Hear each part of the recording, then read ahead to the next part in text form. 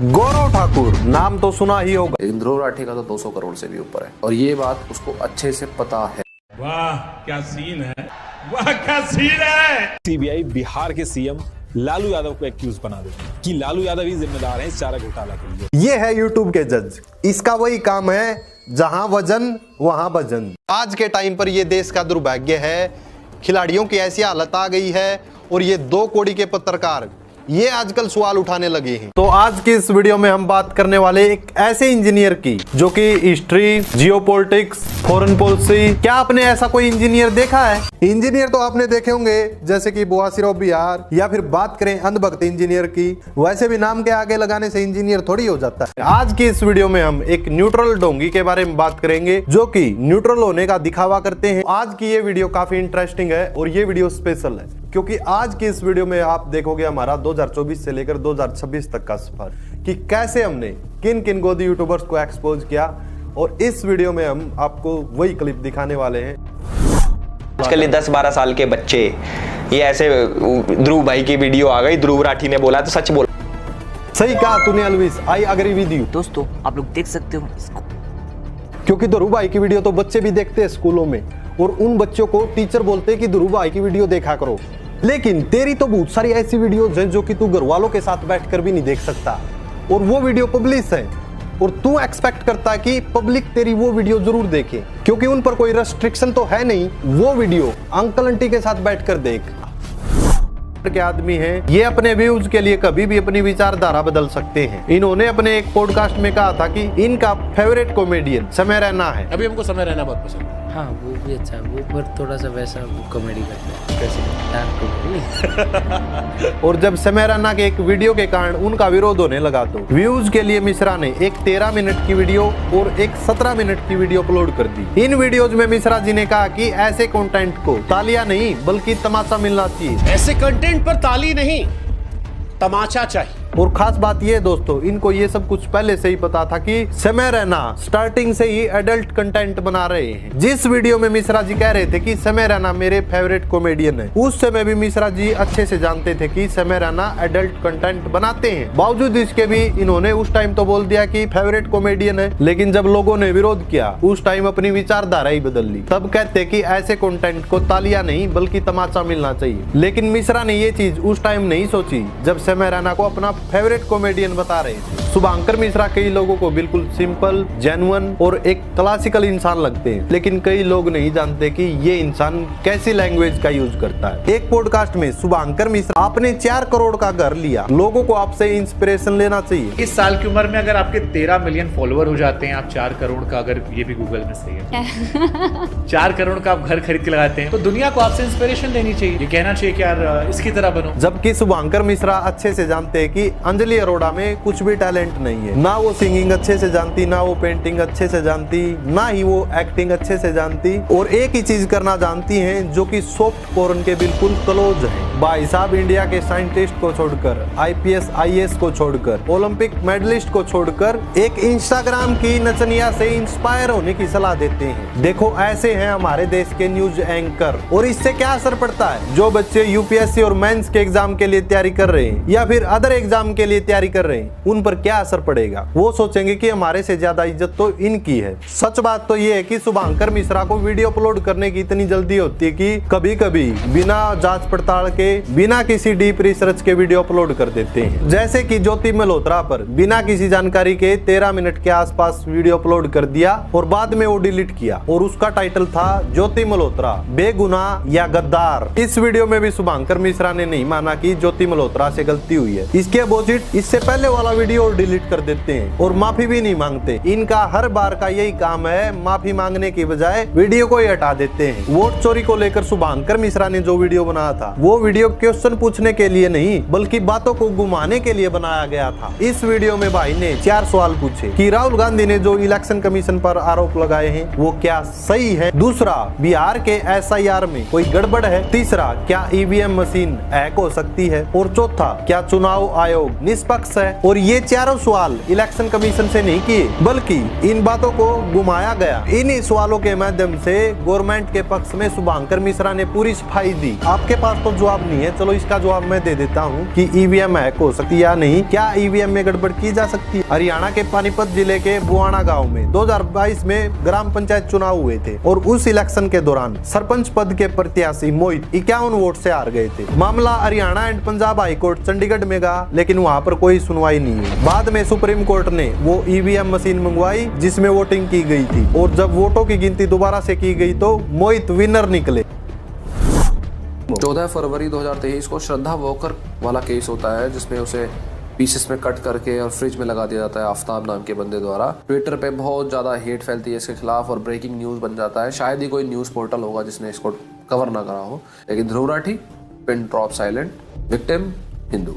मैं तेरे से पूछता हूँ, तूने हिंदुओं के लिए क्या किया? और ये तेरे गोदी यूट्यूबर्स हैं, इन्होंने हिंदुओं के लिए क्या किया? सारा दिन बस ऑनलाइन बैठकर हिंदुओं को सपोर्ट करते हैं। सपोर्ट करना है तो ऑफलाइन में दिखाओ ना। ऐसे जो कीबोर्ड वॉरियर्स बनते हो ना, इससे हिंदुत्व का क्या सपोर्ट मिलता है? तुम लोगों ने तो नफरत ही नफरत फैलाई है। और आखिर तूने कितने ही टॉपिक कवर किए हिंदुओं के इश्यूज को लेकर? क्या तूने हर टॉपिक कवर किया? नहीं किया, क्योंकि ऐसा पॉसिबल है ही नहीं कि एक इंसान जो सारे टॉपिक्स को कवर कर सके, क्योंकि ध्रुव राठी तो है ही बायोलॉजिकल। अब तेरे जैसे गोदी यूट्यूबर्स नॉन बायोलॉजिकल हो तो वो अलग बात है। फॉर्मेलिटी के लिए इसने कुछ छोटे मोटे ट्वीट करे, लेकिन इसका मेन स्ट्रीम यूट्यूब में जो वीडियोस डलती है वहां पे pin drop silent, victim Hindus. मतलब कि तू कह तो ऐसे रहा है कि ध्रुव राठी देश का पीएम हो या फिर ध्रुव राठी किसी पार्टी का लीडर हो। तू तो सारे ही ब्लेम ध्रुव राठी पर डाल रहा है। तू तो इस तरीके से बात को कह रहा है कि ये सारे इंसिडेंट ध्रुव राठी ने ही करवा दिए हो, और उसके बाद ध्रुव राठी बिल्कुल चुप हो गया हो। ऐसे बहुत सारे सोइयो ऐसे इंसिडेंट थे। खैर, मैंने तो मोटे मोटे इंसिडेंट्स की सिर्फ बात करी है जो ब्रेकिंग न्यूज थे और सारी न्यूज हेडलाइंस में आ रहे थे, लेकिन ध्रुव राठी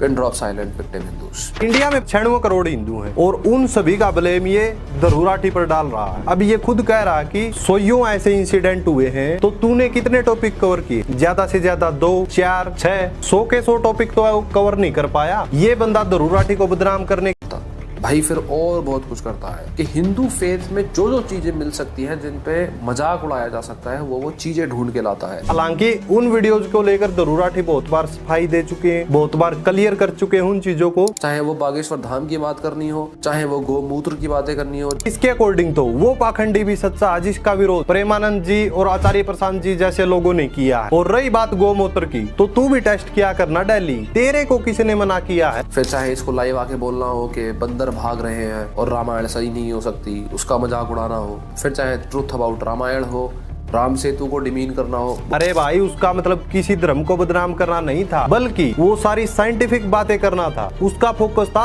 साइंटिफिक चीजों पर। साइंस के लॉजिक के हिसाब से कंपेयर करके ध्रुव राठी ने वो वीडियो बनाई थी, और तुम लोगों को ये कहने का मौका मिल गया कि हिंदू धर्म को बदनाम कर रहा। बताओ इसमें कैसे धर्म बदनाम हो गया? लेकिन तेरे जैसे अनपढ़ लोगों को हंगामा करना है। हंगामा ही करना तो इस वीडियो को लेकर कर।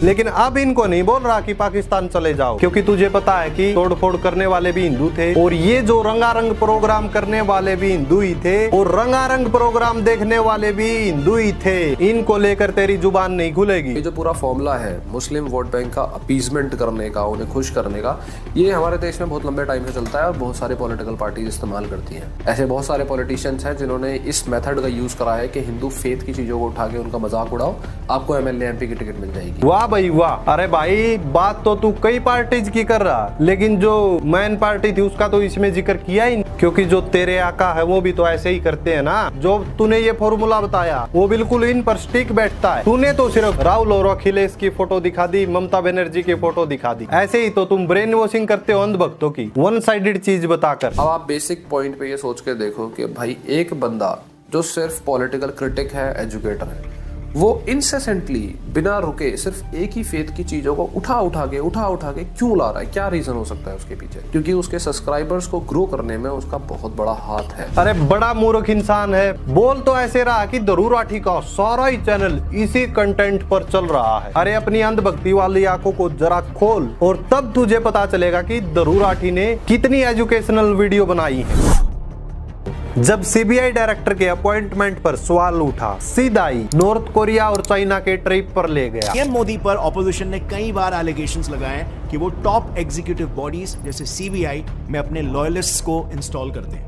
इसमें भी सीबीआई डायरेक्टर पोस्ट पर ऋषि कुमार शुक्ला जी के अपॉइंटमेंट को लेकर ऑपोजिशन ने काफी उन्हें हेवीली क्रिटिसाइज किया था। उनका कहना था कि गवर्नमेंट ने इनकी अपॉइंटमेंट जानबूझकर सीबीआई डायरेक्टर के तौर पर की थी ताकि ऋषि जी, जो ऑपोजिशन के हिसाब से मोदी गवर्नमेंट के लॉयल ऑफिसर है, उनसे सरकार मन चाहे काम करवा सकती, क्योंकि सीबीआई का पॉलिटिकल इस्तेमाल ज्यादातर ऑपोजिशन के खिलाफ केसेस फाइल करने और इन्वेस्टिगेट करने में किया जाता है। भाई सवाल था कि भारत में सीबीआई पर सरकार का कंट्रोल होता है या नहीं, और जवाब मिला चाइना और नॉर्थ कोरिया में क्या होता है। अब यूजुअली चाइना में भी ऐसा ही होता है। उनके गवर्नमेंट बॉडीज में शी जिनपिंग कम्युनिस्ट पार्टी के ही टॉप पार्टी वर्कर्स को प्लेस करते हैं, और नॉर्थ कोरिया में तो वर्कर्स पार्टी ऑफ कोरिया यानी किम जोंग उन की सरकार ही सभी एग्जीक्यूटिव इंस्टीट्यूशंस को कंट्रोल करने के लिए सारे छोटे बड़े डिसीजंस पास करते हैं। मतलब जहां बात मोदी पर करनी थी वहां बात घुमाकर चाइना पर ले गया। टॉपिक को घुमाने में तो गौरव को मेडल मिला है, क्योंकि जब सीधा सवाल करना पड़ता है तो गौरव उस टॉपिक को घुमा देता है, और गौरव इस चीज में एक्सपर्ट है। अब सुनो इलेक्टोरल बॉन्ड पर इसका एनालाइज क्या बोलता है। दूसरा बड़ा काउंटर जो करंट गवर्नमेंट दे रही है वो ये कह रही है कि जब ये लॉ 2017 में पार्लियामेंट से पास हुआ था, तब ये इकलौता ऐसा लॉ था जिसमें सारे अपोजिशन पार्टीज एक हो गए थे और किसी ने भी इस लॉ का विद्रोह नहीं किया। इनफैक्ट ये लॉ फुल मेजॉरिटी में पास हुआ था, सबकी सहमति और सबकी रजामंदी से। लेकिन अब जब सुप्रीम कोर्ट ने इसे खारिज कर दिया अनकॉन्स्टिट्यूशनल कहकर, और उन्होंने देखा कि इलेक्शन नजदीक आ रहे हैं, तो वो सभी पार्टीज पलट गए, उन्होंने इसका विद्रोह करना शुरू कर दिया। हर जगह पर यही छाया हुआ है कि इलेक्टोरल बॉन्ड्स बीजेपी गवर्नमेंट के साइड से एक सबसे बड़ा फ्रॉड है। लेकिन असली बात क्या छुपाई गई। कांग्रेस ने 2019 के इलेक्शंस में कहा था कि अगर हमारी सरकार आती है तो इस इलेक्टोरल बॉन्ड जैसी स्कीम को खत्म कर देंगे, लेकिन गौरव ने इस बात का जिक्र किया ही नहीं।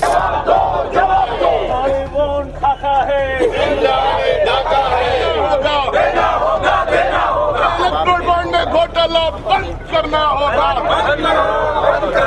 अरे इलेक्टोरल बॉन्ड तो खाका है, कानून की आड़ में चुनावी बॉन्ड लूट है, लूट है, लूट है। चुनावी चंदे में घोटाला बंद करो, बंद करो, बंद करो। उल्टा ऐसे दिखाया कि इलेक्शन से पहले सभी पार्टी साथ में हो और अभी पलटी मार रही हो, क्योंकि अगर ये चीज बता देता तो लोग समझ जाते कि कौन पहले से ही इस स्कीम के खिलाफ था। इसलिए जो बात उसके नैरेटिव के लिए ठीक थी बस वही दिखाया, और जो पूरी कहानी खोल सकती थी उसको चुपचाप छुपा दिया गया। लेकिन गौरव ने इससे भी डेंजरस पार्ट छुपा लिया, बताया ही नहीं कि कैसे कई केसेस में पहले ईडी की रेड पड़ती है और कुछ ही दिनों बाद वही कंपनी बीजेपी को इलेक्टोरल बॉन्ड का चंदा दे देती है, फिर उसी कंपनी को बड़ा कॉन्ट्रैक्ट मिल जाता है। गौरव ने ये चीज तो छुपाई ही साथ उन कंपनियों के नाम भी नहीं बताए। ये पूरा पैटर्न जहां रेड, डोनेशन और कॉन्ट्रैक्ट ये तीनों ही एक ही लाइन में जुड़ जाते हैं, इस पर एक भी शब्द नहीं बोला तो लोगों को समझ में आ जाता कि पैसा सिर्फ डोनेशन नहीं एक इन्वेस्टमेंट भी बन चुका है। ऐसे ही जब मणिपुर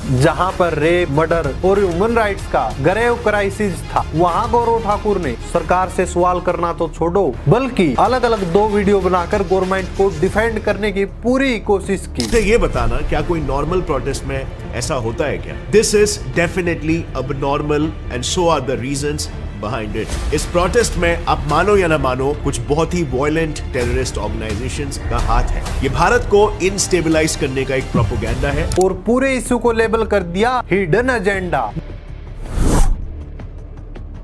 नेक्स्ट गोदी यूट्यूबर अंधभक्तों के प्यारे आरजे रौनक। एकदम से हालात बदल गए, जज्बात बदल गए, एकदम इन्होंने वक्त बदल दिया, जज्बात बदल दिए, जिंदगी बदल दी। 119 पे इतनी अच्छी पार्टनरशिप चल रही थी। ओ भाई मारो मुझे मारो। ये बात इस बंदे पर लागू होती है क्योंकि 2019 से पहले जो वीडियोज आती थी ना वो बिल्कुल देश के मुद्दों पर आती थी, गवर्नमेंट को क्रिटिसाइज भी करता था। बीजेपी के ही विधायक को भरी सभा में जूतिया दिया। तब से पूरा देश यही पूछ रहा है कि आखिर ये क्या जूतिया था। लेकिन 2019 के बाद ऐसा घोल पिलाया गया इसको, ऐसा घोल पिलाया गया, ये बंदा तब से अंधभक्ति कर रहा है और कोई इसके खिलाफ बोल दे उसको देशद्रोही बोलने लगते, मतलब कि कोई इसको क्रिटिसाइज भी नहीं कर सकता। ऐसे आरजे का मुख्य काम रेडियो पर बातें, संगीत और समाचार जैसे प्रसारणों को होस्ट करना, लेकिन ये आरजे थोड़ा अलग है। इसकी भाषा में इससे एक चीज जोड़ देनी चाहिए, वो है चाटुकारिता, क्योंकि आजकल इन जैसे आरजे की कमाई का साधन रेडियो नहीं बल्कि चाटुकारिता है। पहले ये बंदा जहां बाबाओं को क्रिटिसाइज करता था, गवर्नमेंट को क्रिटिसाइज करता था, यानी कि देश के हर मुद्दे पर बोलता था, एकदम से इसको अचानक से क्या हो गया, फंडिंग मिल गई, अब कुछ भी बोले। अब बहुत सारे लोग जो हिंदू धर्म के ठेकेदार हैं वो इसकी साइड लेते हैं, लेकिन देश के मुद्दों पर बात नहीं कर रहा तो क्या हो गया, हमें तो देश से कुछ लेना देना है नहीं। ऐसे में अंधभक्तों की ब्रेन वॉशिंग हो चुकी है। इसकी नफरत वाली वीडियो देखकर ऐसी इसकी ऑडियंस बन गई है, वो भी इसी की तरह जहर उगलती है, यानी कि वो टॉक्सिकपन, जैसे कि किसी को मार ही देगा ये, वो सब कुछ वीडियो के अंदर नजर आता है। पहले की वीडियो देखिए। गुफा का क्या चक्कर, वहाँ क्या मिलता है? परमानंद मिलता है। वाह, और क्या मिलता है? जबरदस्त नशा मिलता है। अच्छा, और फिर उस नशे से क्या मिलता है? आपके सारे गम दूर हो सकते हैं। और भी कुछ होता है, वो भी बताई दीजिए, फिर खत्म करते हैं। और अब की वीडियो देखिए। मगर जब मैंने धीरेन्द्र शास्त्री का ये वीडियो देखा, उसमें उस महिला के आंसू देखे, उस महिला की मां का रोना देखा, तो कहीं से ये नहीं लगा कि ये सब स्टेज है। इसी तरह के एक और वीडियो में जो ऐसी घटनाओं को नाटक बताते हैं, धीरेन्द्र शास्त्री ने पहले से कागज पर लिखकर कुछ सवाल रखे। अब देखिए ये बंदा कितना टॉक्सिक हो गया, और जब गवर्नमेंट की कोई अचीवमेंट नजर भी नहीं आती थी, लेकिन आजकल इसको कांग्रेस की अचीवमेंट से ज्यादा बीजेपी की अचीवमेंट नजर आती है। इस बंदे को कोई मतलब नहीं देश की गरीबी से, इस बंदे को कोई मतलब नहीं स्टूडेंट प्रोटेस्ट कर रहे हैं, फार्मर प्रोटेस्ट कर रहे हैं, इस बंदे को कोई मतलब नहीं किसी पत्रकार की हत्या हो जाती है, इस बंदे को कोई मतलब नहीं कि दिनों दिन टैक्स बढ़ा रही है गवर्नमेंट, लेकिन इसको मतलब है इंडिया जीत गई या हार गई, इसको मतलब है चाइना और पाकिस्तान से, इसको मतलब है हिंदू मुस्लिम करने से। जितने भी मुद्दे मैंने बताए हैं, अगर आरजे रौनक इन पर अमल कर ले तो मान जाऊं मैं ये न्यूट्रल है, लेकिन ये बंदा जानबूझकर न्यूट्रल नहीं रहना चाहता, क्योंकि अगर ये न्यूट्रल रहने भी लगा तो इसके पापा जी बुरा मान जाएंगे, तो फंडिंग कहां से मिलेगी इसको, फिर चाटुकारिता कैसे करेगा। तो इनको तो जानते ही होंगे, मैं तो जानता नहीं, क्योंकि मैंने तो अभी कुछ दिन पहले इनकी वीडियो देखी है। AKTK उर्फ कानिया प्रोपगेंडा फैलाने के मामले में ये टॉप के गोदी यूट्यूबर्स में से एक है। ये पूरी कोशिश कर रहा है हरियाणा और पंजाब का भाईचारा बिगड़े,